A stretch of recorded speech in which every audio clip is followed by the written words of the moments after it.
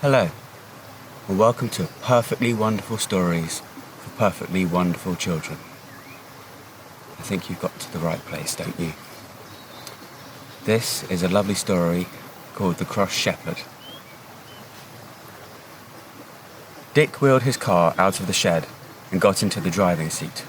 It was a very nice little car, bright red with silver wheels.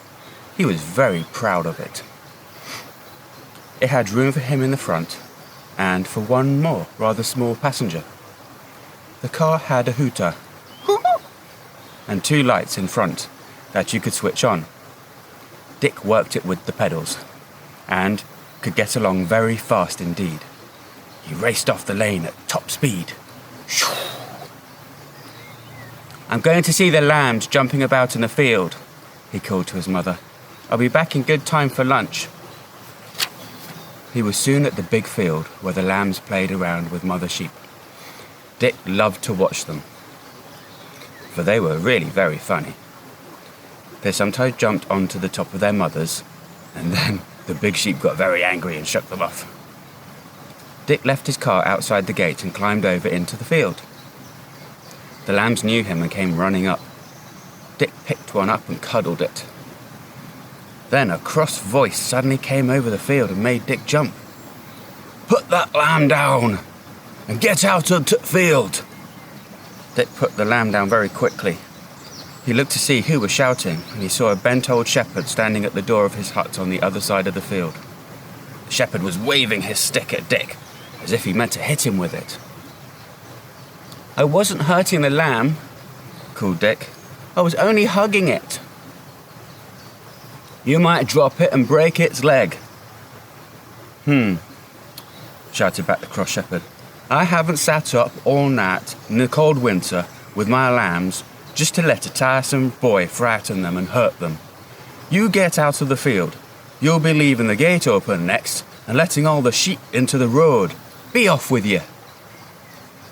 "I couldn't leave the gate open because I always climb over it," shouted back Dick. "Now don't you stand there talking to me like that," said the old shepherd, and he took 2 or 3 steps across the field. Dick was really afraid of him, and he ran to the gate and climbed over it, and was soon in his car. He pedalled off down the lane to the hills, thinking that the old shepherd was a very horrid man. He drove his little car quite a long way, following the paths that ran over the hills. Then he began to feel hungry, so he knew it was time for lunch. He pedalled back. It was almost mostly downhill, so he was soon able to take his feet off the hurrying pedals and put them on the little ledges inside the car, pretending that he was really driving it, just as his father drove the big car. He came to a little bridge over the stream and stopped for a moment to get out of the car and lean over the side of the bridge to see if there were any fish in the water. There were no fish, but there was something else.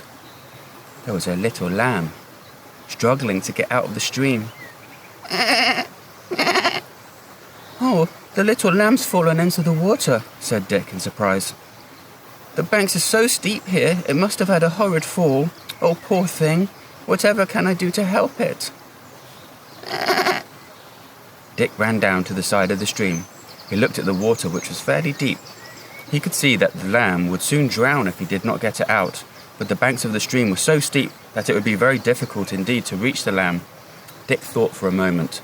No, there was absolutely nothing else to do but to jump right in the water, lift up the lamb, and then try to climb out again. He would get very wet, but it couldn't be helped. So into the water he jumped. Splash! It was nearly up to his waist. The lamb was caught against an old branch that had fallen into the water and become fixed against the bridge. Dick waded to it. He lifted the lamb up gently and put it around his neck, as he had seen the shepherd do when he wanted to carry a lamb and yet keep his hands free. Then he turned to climb out of the stream. It was very difficult. He lifted the lamb off his shoulders first and laid it down on the bank. Then he tried to scramble up the steep slope. At last, he managed to climb up, and he bent over the lamb. It could not walk. Dick saw that something had hurt its 2 front legs. Perhaps they were broken. The lamb lay there looking up at him out of frightened eyes. "Oh, you're begging me for mercy," said Dick. But you needn't. I only want to help you. He put the lamb over his shoulder again, meaning to carry it all the way back to the farm and come back for his car later. But the lamb was well grown and very heavy. Dick knew he couldn't possibly carry it very far, and it couldn't walk. So what was he to do? I know, he said suddenly to the surprised lamb. You shall be the passenger in my car. I can drive you back easily then. He put the lamb carefully on the seat next to the wheel. Then he climbed onto the driving seat and took hold of the wheel. His wet feet found the pedals, and off he went. The lamb lay beside him, feeling more and more surprised, but it trusted this boy with the gentle hands and was no longer quite so afraid. People were most astonished to see a lamb as a passenger in Dick's little car.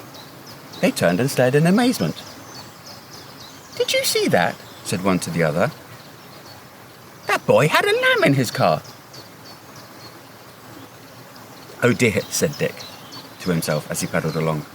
I've got to go and see that cross old shepherd now. I can't just put the lamb into the field and hope he will see it, because he mightn't notice it's hurt, and it does need its legs mending. But surely he would notice by the evening. Shall I just put the lamb through the hole in the hedge and leave it there without saying anything? Dick looked at the lamb. The lamb looked back at Dick, with its eyes wide staring and a little black nose. Dick liked it very much, and he suddenly knew quite certainly that he couldn't push this little creature through the hedge and leave it. He must take it to the shepherd, even though he might get shouted at. He stopped the car outside the gate, and he took the lamb into his arms, opened the gate and shut it behind him, and walked over the fields to the shepherd's hut. The sheep set up a great baaing when they saw him. And the old shepherd at once appeared at the door of his hut. When he saw Dick carrying one of the lambs, again, he was red with rage. Didn't I tell you to leave my lambs alone? He yelled. Didn't I tell you to get out of my field? You wait till I catch you, you tiresome boy. But Dick didn't run away. He went on towards the shepherd, his heart beating fast. The shepherd raised his stick as if he was going to beat Dick, but the boy called to him, Wait, this lamb of yours is hurt. I found it in the stream and its legs are hurt. It must have slipped out of the field and got away. The shepherd at once looked at the lamb and took him from Dick. He looked at its legs. They're broken, he said. Can you mend them? Said Dick anxiously. They'll mend themselves if I see to them now, said the shepherd. You can help me if you like. Oh, thank you, said Dick. He followed the shepherd into the hut, and together the two of them gently bound up the little hurt legs. The shepherd made clever wooden splints that bound fast to each leg. The lamb did not make a sound, but lay quite still, looking up at the two who were caring for it.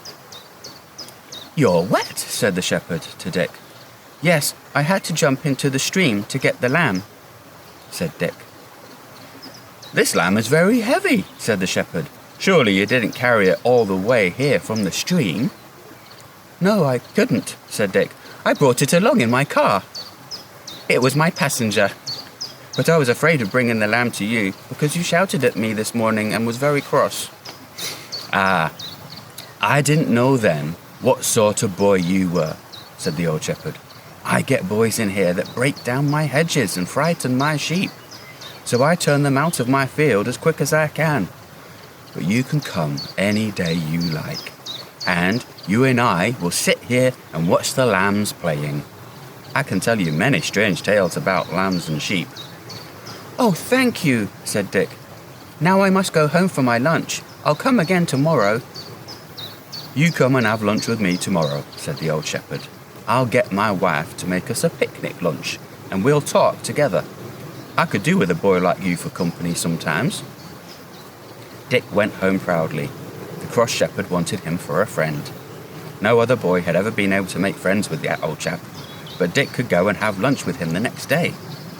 Now the two are fast friends, and the lamb is quite better.